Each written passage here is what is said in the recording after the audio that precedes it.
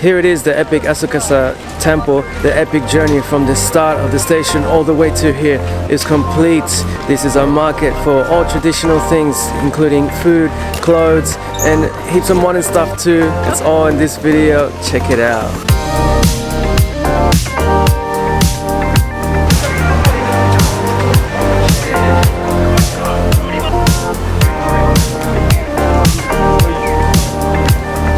As you can see, just around the corner from the station, and we have this epic entrance and the long walk all the way to the temple. This is how you get welcomed to an epic journey. Check it out.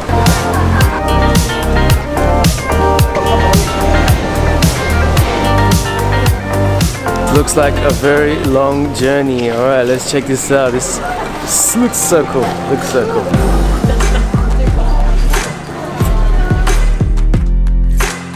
So right away I get the Gion vibe. It's a street in Kyoto for traditional things such as wearing the kimono, and girls dress up and they hire the kimonos, they go and have a good time. I guess this is like the Tokyo equivalent. I just straight away my brain correlated that. This is good for if you're a tourist, plus if you're a local. If you just want to get the old school vibe, I don't know, maybe have some fun, dress up in a kimono, you can come here. And then at the end you go to the temple, you know, you do your prayers, relieve your demons, I guess. This is so cool. I'm transported back to Kyoto or some type of ancient Japanese time. So this shop here is quite a famous shop actually. A lot of people come here, some famous TV personalities, Japanese YouTubers and such. So this is where you can get the flattened out, really thin piece of chicken that's deep fried and it's super crunchy.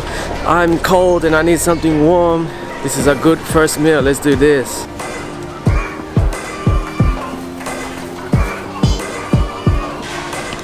Spicy fried chicken?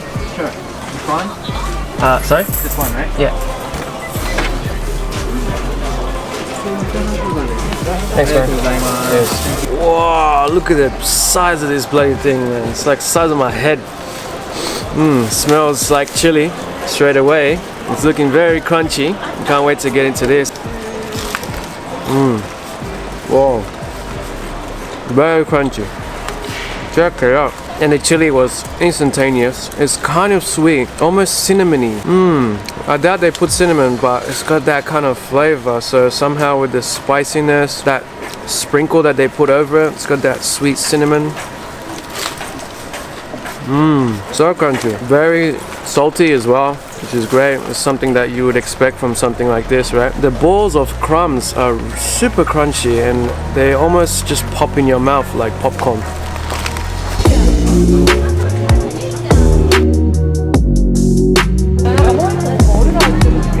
So this is pretty cool. This whole area is kind of like a massive market with different retailers for food and clothes and stuff. So this is where the old meets the new. So it's kind of interwoven, it crosses with each other with these new surrounding markets that just cut in to the old style, which I find kind of cool. So if you're not interested in one thing like the sweets on this Asakusa Street, then you can get some like modern ramen just around the corner and then come back and get some sweets here. Yeah, it's interesting, the interplay here.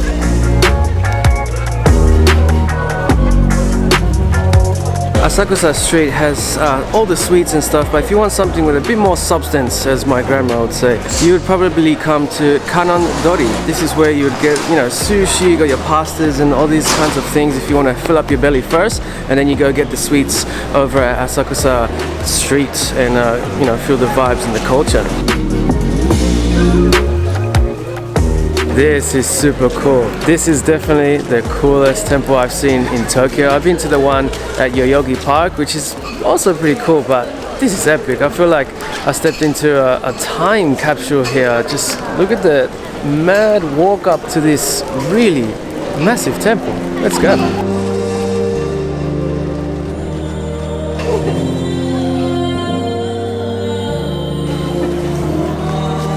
So it seems like standard practice here.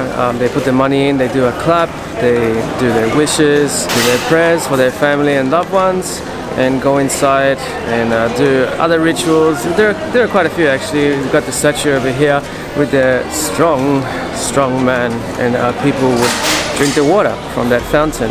Another one you have to wash your hands. And then obviously there's the incense as well, which just smells spectacular. So this massive area of the temple is just covered with these beautiful, beautiful gardens. Amazing statues of Buddha. Actually, I kind of prefer this part of the temple. I feel more serene in this part. Super beautiful.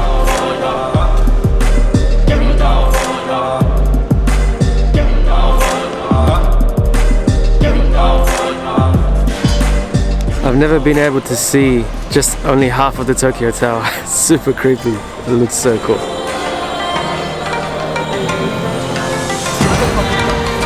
Wow, so many flavors to get. What to choose, what to choose. I think something a little bit sweet, and most of them will be sweet. I was thinking chestnut. Won't be sweet enough. Let's go sesame. Sesame?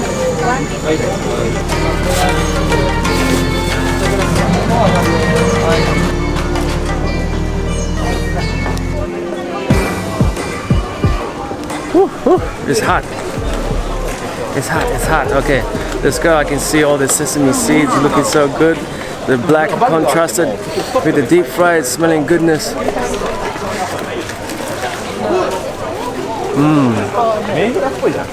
Awesome. I see what it is now. So the sesame is basically just covered in a deep fried batter, deep fried away until it's crunchy. Kind of genius. Although very simple, and the filling is so soft and mushy, which is the perfect contrast with the super crunchy outside.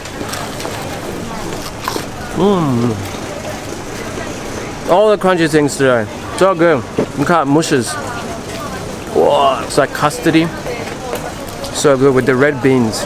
Yeah, forgot to mention this is like a red bean paste, quite sweet, not super duper sweet though, which is quite good. It's still in my range of sweet.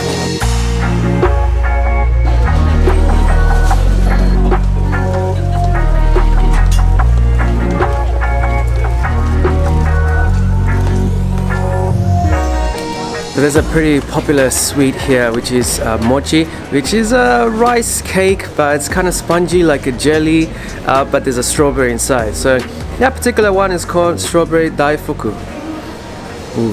I think whoever came up with that name was like super angry with someone. Nevertheless, why get the ordinary one? We're here at Asakusa Solatsuki. It's a mouthful, but they got the best varieties. I mean, check it out. And look how cute they are, man. Girls will go crazy over this one. Hi. Strawberry. Hitatsu? Yeah, this one. Okay.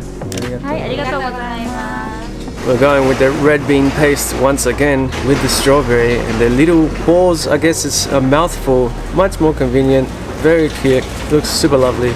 Let's go.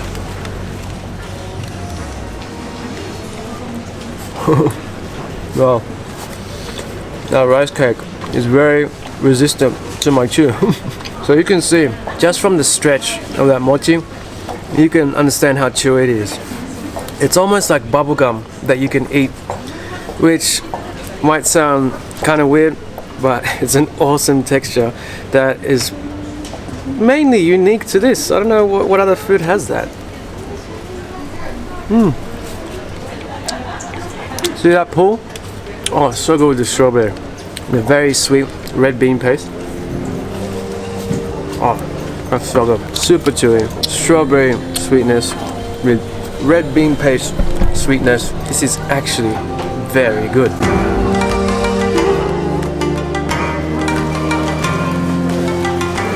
And our awesome adventure here at Asakusa Temple is over. If you're really interested in this kind of Japanese market, especially open air market, I got a whole playlist over here where I go to Osaka, I go to Kyoto, the one that this one kind of reminds me of. I've got open air markets here in Tokyo. I got this playlist. Check it out. Alright, I'm Andy Castro. I'll see you next time for Munch Tours.